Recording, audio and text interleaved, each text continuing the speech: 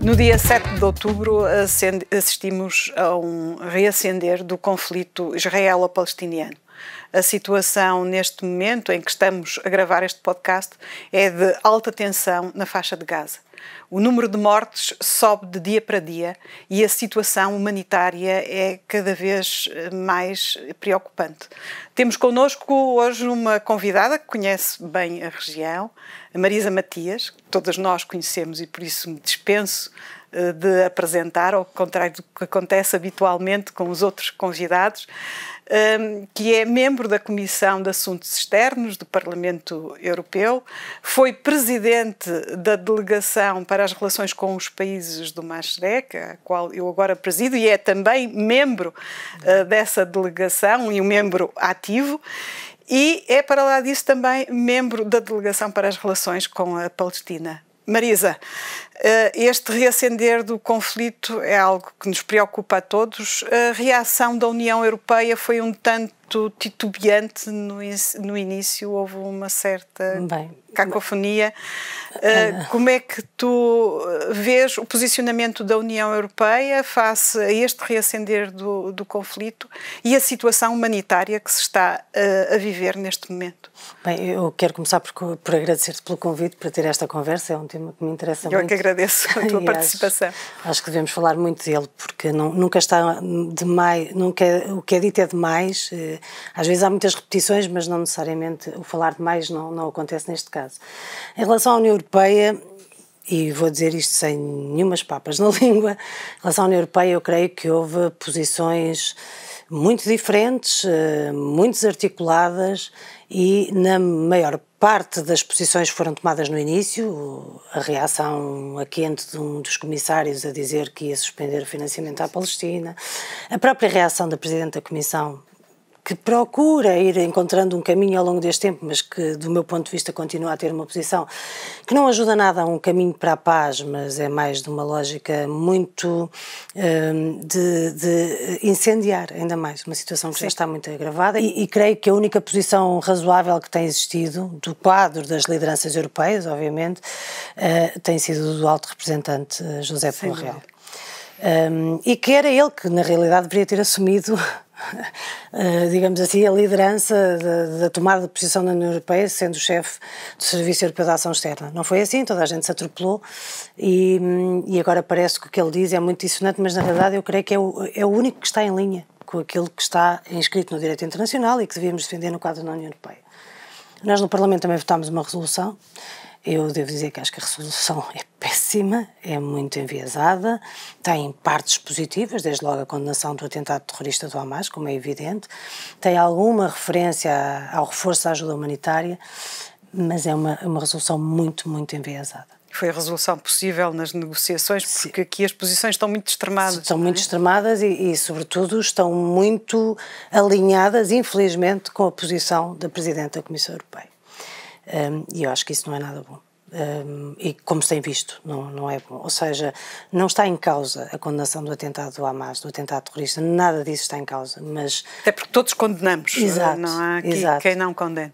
Mas aceitar ou silenciar a punição coletiva de um povo que já sofreu tanto e tem sofrido tanto nos últimos anos e tem tido tantas vítimas civis, fazer deste processo um processo que legitima essa punição coletiva é absolutamente inaceitável, incompreensível, e creio que as 2 últimas semanas mostraram bem até onde é que o Estado de Israel pode ir na resposta, que no meu ponto de vista não é direito de resposta no quadro do direito internacional, não é só do meu ponto de vista, é do ponto de vista inquestionável. As Nações Unidas têm sido claras e António Guterres tem sido particularmente claro. E a esse respeito gostava que a União Europeia estivesse neste momento a uma só voz, a ter uma posição muito mais clara em linha com a posição do secretário-geral das Nações Unidas, António Guterres, do que aquilo que tem tido, porque é também a coragem de António Guterres, é também a forma como tem tido a capacidade de denunciar muitas das atrocidades que estão a ser cometidas e não silenciar, não fechar os olhos, que mostra quão pequenina e pouquinha é a posição da União Europeia a este respeito. Sim, isso é claro.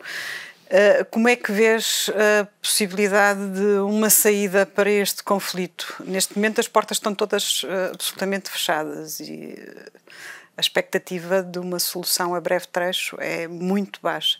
Sim, e se continuarmos assim acho que se vai reduzindo cada vez mais, não é?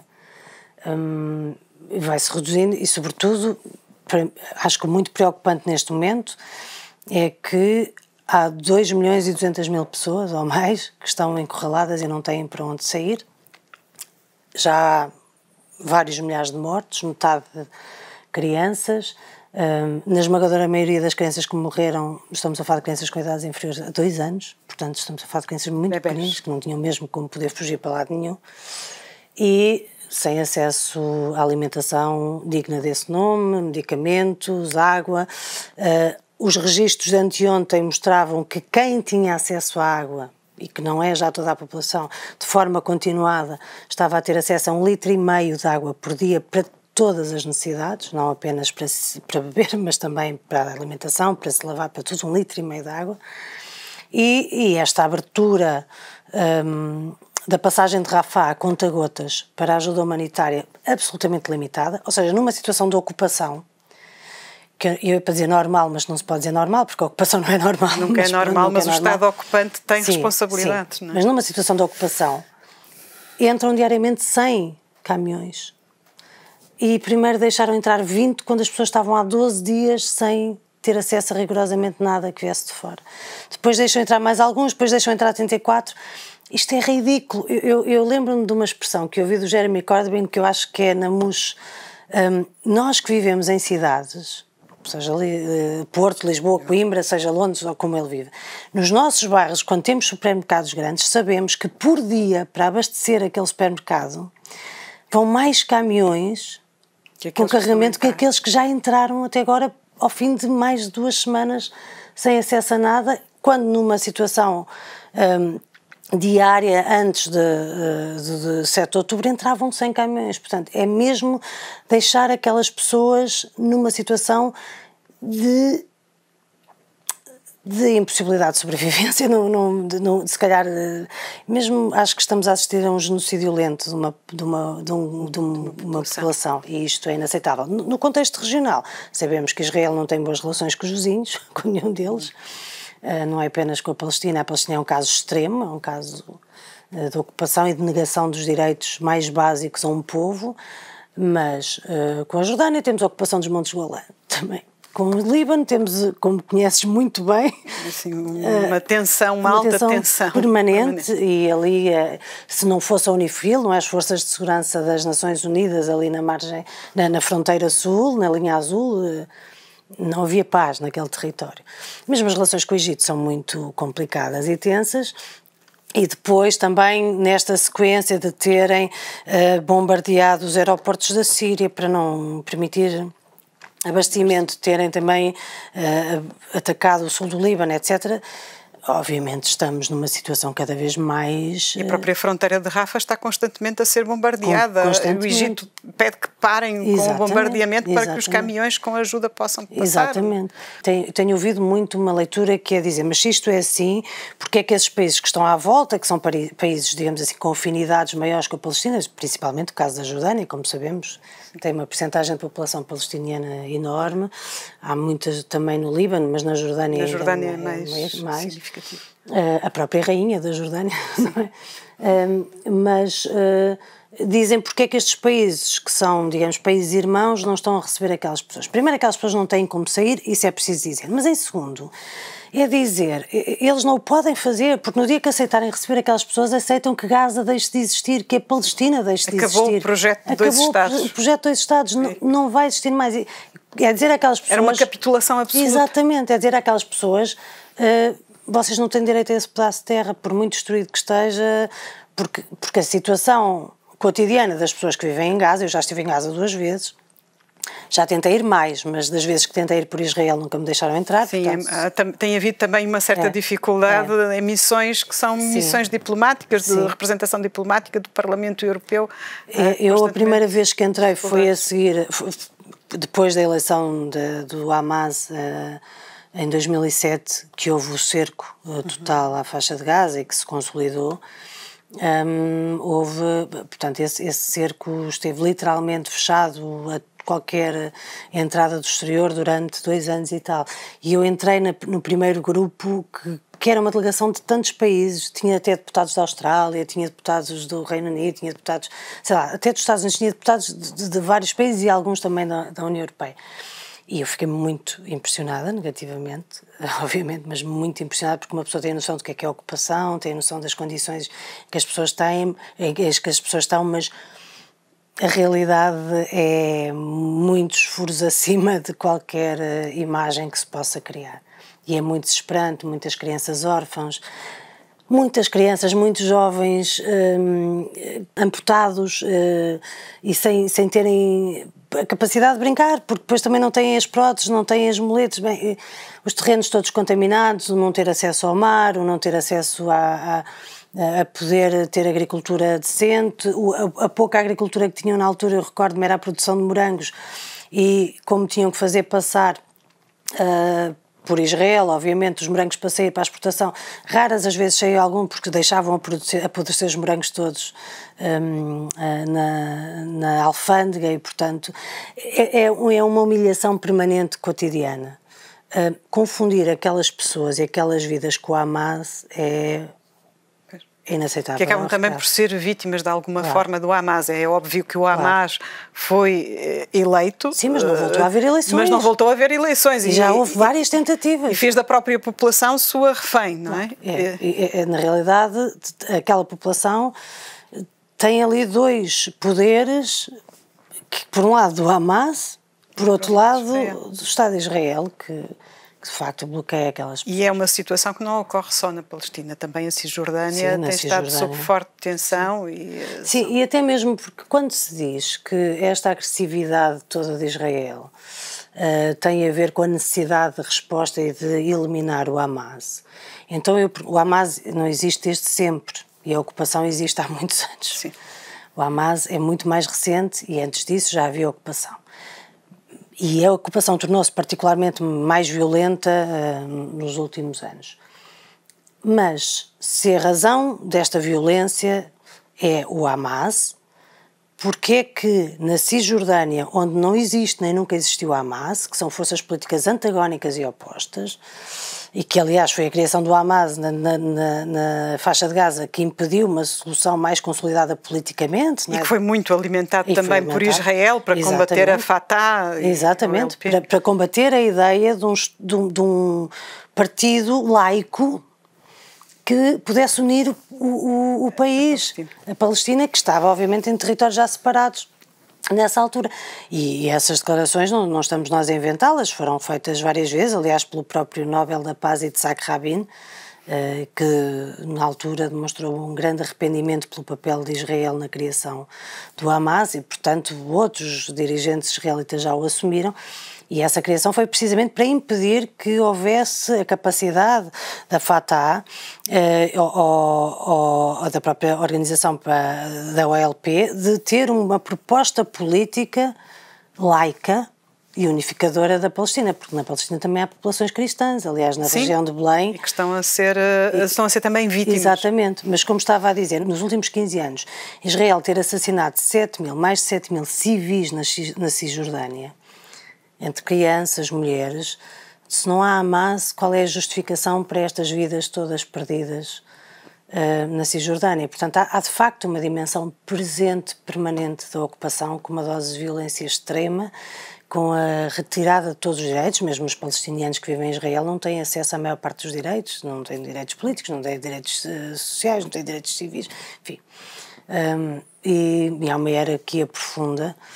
Mas é isso, portanto, eu acho que este ataque horrendo e barbárico do Hamas podia ter sido, nenhuma consequência em si de um ataque destes pode ser, como é que dizer, é sempre um lado que não se consegue descrever, nem se consegue encontrar uma explicação, porque não tem explicação, mas nesta sequência, se houvesse havido um esforço então para baixar a tensão, então vamos tentar finalmente ver se ainda há margem para pôr em prática algumas das resoluções das Nações Unidas, para encontrar um projeto de paz, para garantir estas pessoas. Sim, que mas Netanyahu, com o seu radicalismo, recusou sempre uma solução que visasse a paz. Também não podemos esquecer a posição que Netanyahu teve e a forma insultuosa como tratou Yitzhak Rabin, acusando quase de ser um traidor do povo por ter, em Oslo, procurado a construção da paz, não é? Sim. Obviamente, do lado de Israel, com estes governos últimos sucessivos, não tem havido interlocutor, nem pode haver. Não há daquele lado nenhuma vontade de resolver nem de fazer um caminho para a paz.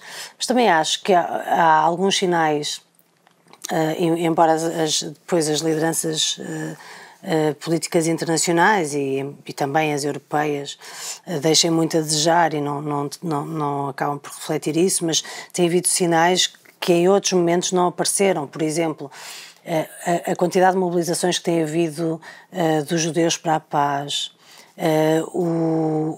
aquele abraço gigante que foi dado em Washington pelos judeus, se não estou em erro, em torno à volta da Casa Branca, para pedir uma solução de paz. Há também mais vozes que não têm medo. Sim, ao longo dos anos, de um lado e do outro, tem havido muitas vozes mobilizadas, mesmo na sociedade civil. Sim, mas víamos mais manifestações públicas e com gente, digamos assim, pelo direito de existência de um povo, neste caso palestiniano. Mas agora são mais visíveis também essas manifestações públicas.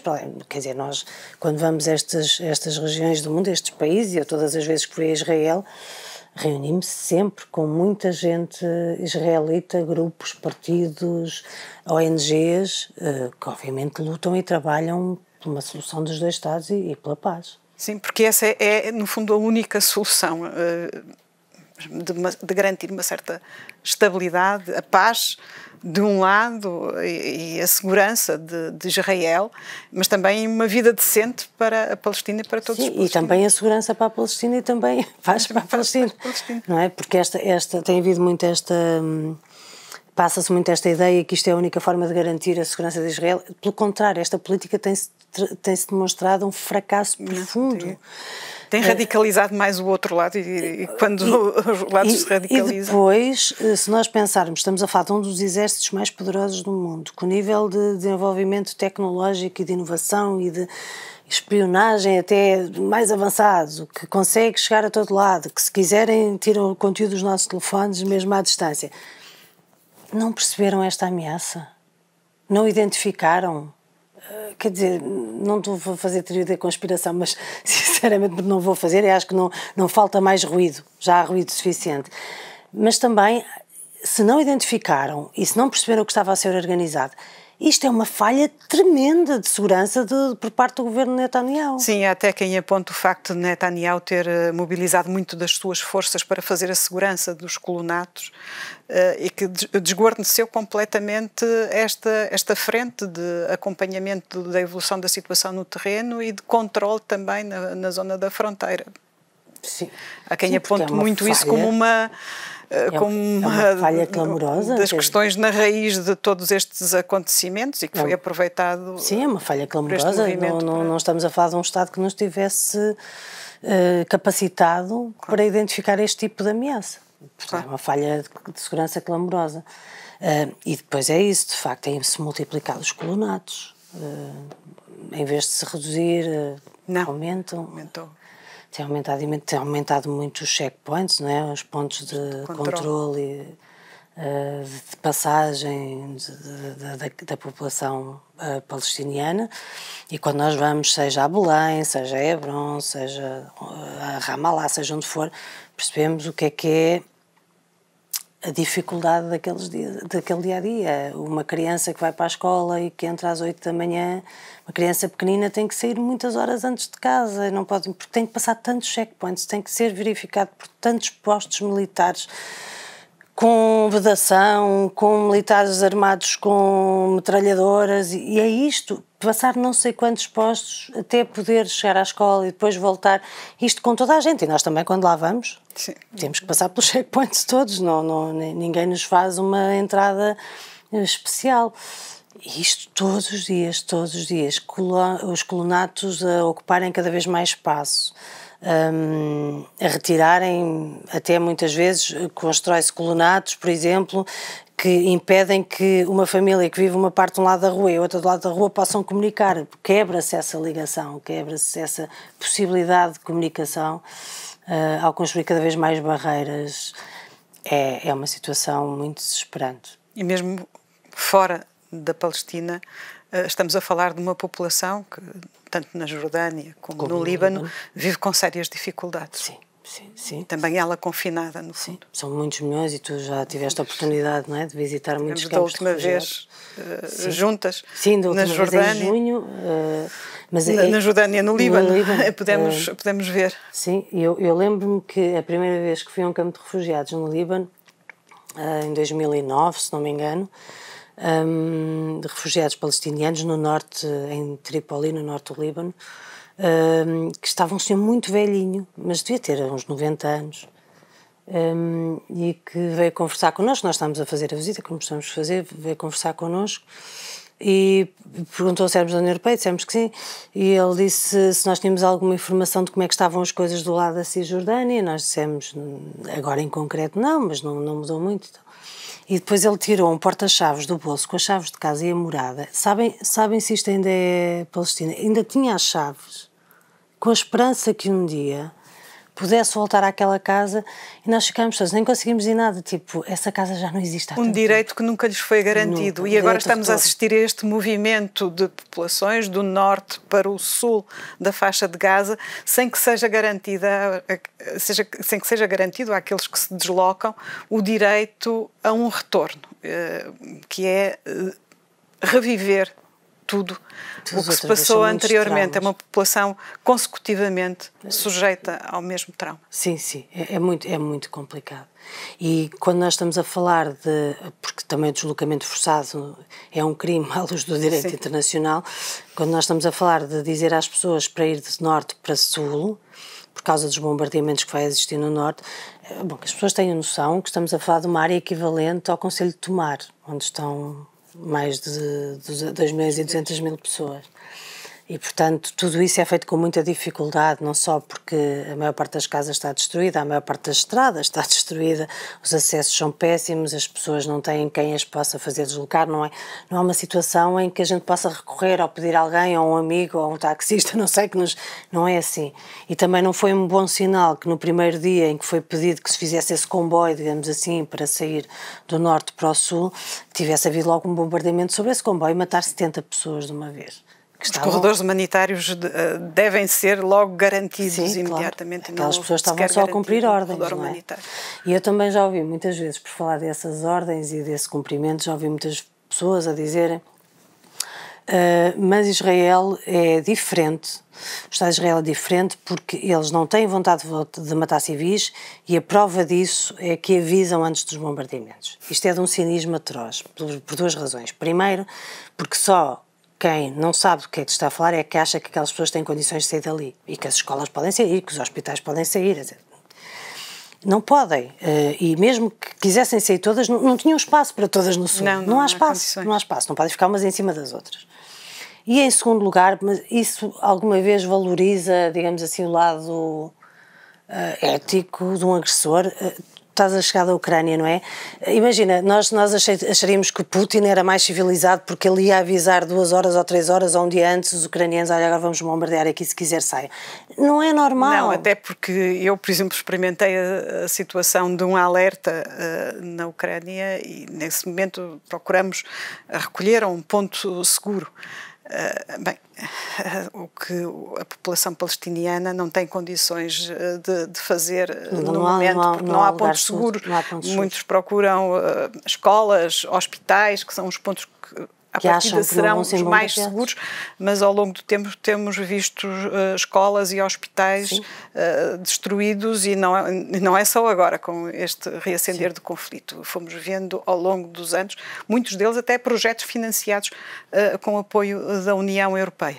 Sim. E fomos assistindo a tudo isso. A União Europeia tem tido este papel. E o fugir para um ponto seguro não é garantia absoluta de segurança para ninguém, porque sabemos que um bombardeamento pode ter consequências que, que ninguém controla e ninguém sabe como é que termina. Portanto, todos nós percebemos muito bem isso e as consequências que estão todos sujeitos. É absolutamente cínico dizer avisamos. Avisamos, mas avisam, as pessoas não podem ir para lado nenhum, não podem fazer nada diferente, e as que tentaram fazer foram atacadas e, portanto, é uma situação muito... E estamos a ver os mais idosos, ontem pude ler uma dessas histórias, os mais idosos a recusarem-se a sair. Sim, já não conseguem mais. Já não querem mais sair do sítio onde viveram, até porque não sabem exatamente se podem regressar. Esta foi mais uma das nossas conversas vadias, desta vez uma conversa absolutamente sem papas na língua, com a Marisa Matias, falando sobre um assunto que é um dos assuntos mais dramáticos que estamos a enfrentar neste momento. Esperamos que nas próximas conversas vadias possamos conversar sobre temas mais felizes, ou até, sei lá, talvez uma perspectiva de saída para todo este conflito, porque o que era importante é que no final deste reacender do conflito fossem encontradas soluções definitivas de estabilidade e que se partisse para a negociação de uma solução definitiva de 2 Estados.